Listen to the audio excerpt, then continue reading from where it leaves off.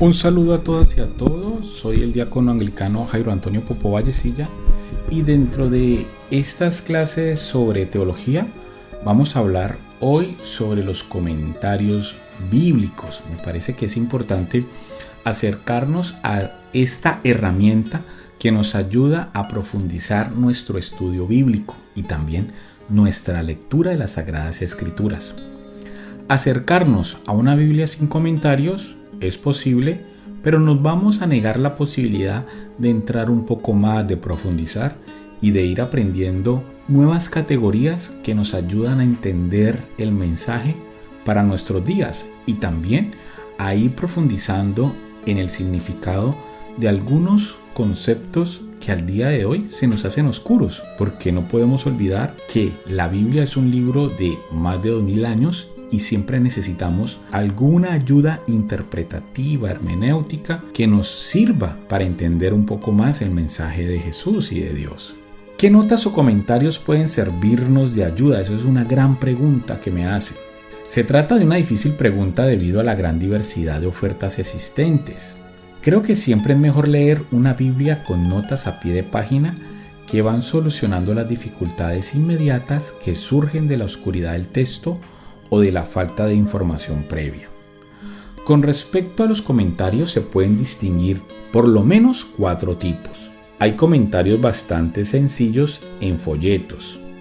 Algunos reproducen el texto en una página o en la parte superior de la misma y un breve comentario en la página siguiente o en la parte inferior. A veces un folleto de 75 a 100 páginas abarca un libro entero de la Biblia. Pueden resultar muy útiles y sin duda muy adecuados para la mayoría de lectores de la Biblia. Para quienes estén interesados en un estudio más serio, se encuentran volúmenes en rústica que contienen comentarios más extensos sobre un determinado libro de la Biblia. Estos comentarios a menudo tienen una extensión entre las 200 o 300 páginas. Para el estudiante que se lo toma todavía más en serio, hay por supuesto el comentario exhaustivo, versículo a versículo, que puede alcanzar una extensión de 1500 páginas para cada libro de la Biblia. Pero con notas y comentarios, ¿no estamos ya aceptando una opinión sobre la Biblia? ¿Para comprender la Biblia dependemos entonces de lo que digan los biblistas? Esa es una excelente pregunta. Tal vez llegue a la raíz de su pregunta haciendo algunas observaciones. Frecuentemente quienes desean leer la Biblia no quieren que se les diga que solo los biblistas poseen la clave de la Biblia y a menos que también ellos se hagan biblistas no pueden leer la Biblia. Coincido plenamente con esta reacción. Hay secciones de la Biblia que son inteligibles y espiritualmente provechosas sin ninguna ayuda técnica de un biblista. Dios puede hablar al lector sin permiso de los biblistas.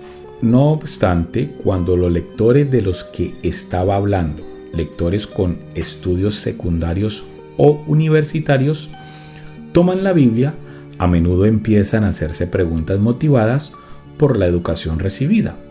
Han estudiado en cierta medida ciencias naturales y por tanto se preguntan cuando leen el Génesis si el mundo fue realmente creado en 6 días, o bien se dio un largo proceso evolutivo. ¿Se paró realmente el sol tal como se describe en Josué 10:13?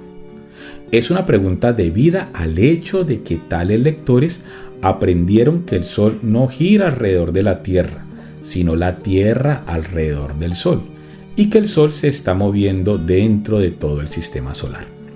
Para contestar preguntas debidas a la propia educación general, es necesaria una educación similar para saber cómo leer la Biblia. No hace falta la ayuda de los biblistas para encontrar alimento espiritual, pero puede ser necesario para hallar respuestas a las preguntas originadas por la propia educación, incluso a nivel popular.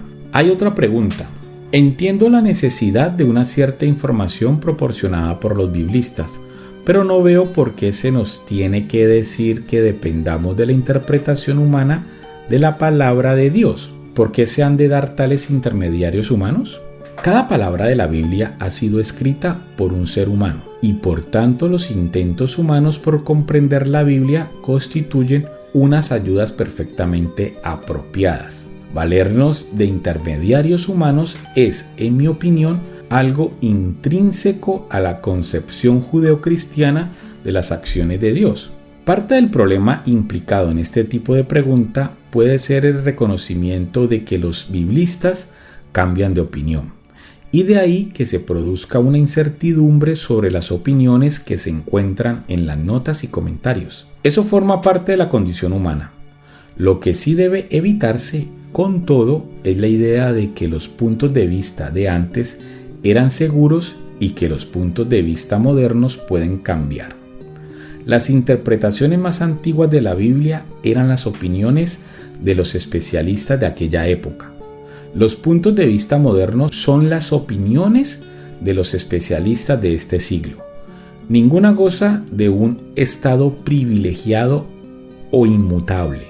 El lector se ha de sentir responsable solo de dar con los mejores estudios de los que se disponga en la actualidad. Si se dan mejores ideas en el siglo XXI o en el siglo XXII, quedará bajo la responsabilidad de los lectores de ese futuro periodo. Y si usted pregunta, ¿estuvieron mal informados mis predecesores cristianos cuando leían la Biblia según el punto de vista de su tiempo? La respuesta es que presumiblemente ellos actuaron de la mejor manera que supieron con la información de la que entonces disponían, y por tanto cumplieron plenamente con su obligación. Si nosotros actuamos de igual manera con la información de que disponemos, podemos presentarnos ante el trono de Dios sin que nos sintamos culpables.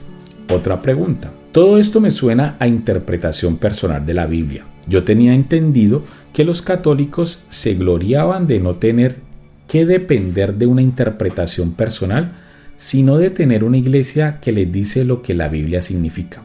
Esa es una interpretación extremadamente simplificada. La Iglesia Católica, y lo mismo puede decirse también de las iglesias orientales, pone sobre todo el énfasis en el valor de la fe tradicional atestiguada a través de los tiempos. La razón de este convencimiento está en la creencia de que Cristo, a través del Espíritu, continúa guiando a la Iglesia y no permitirá que se equivoque gravemente en lo que exige de sus fieles en cuanto a doctrina y moral. Por tanto, cuando en nombre de una interpretación personal de las Escrituras alguien se levanta y dice: todo lo que habéis creído como doctrina durante 5 o 10 o 20 siglos es falso, debéis abandonarlo todo porque así es como yo interpreto la Biblia, la Iglesia Católica se ha resistido. El tipo de interpretación personal del que la Iglesia Católica desconfía se refiere a aquellas declaraciones doctrinales basadas en interpretaciones de la Biblia que refutan cuanto ha sido enseñado en los credos o en las declaraciones oficiales de la Iglesia.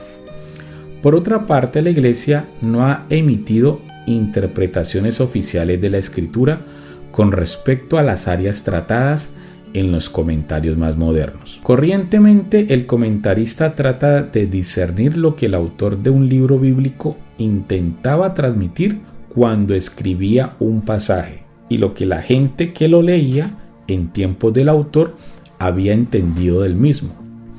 El comentarista normalmente no intenta establecer posiciones doctrinales que pudieran comprometer a los lectores de hoy.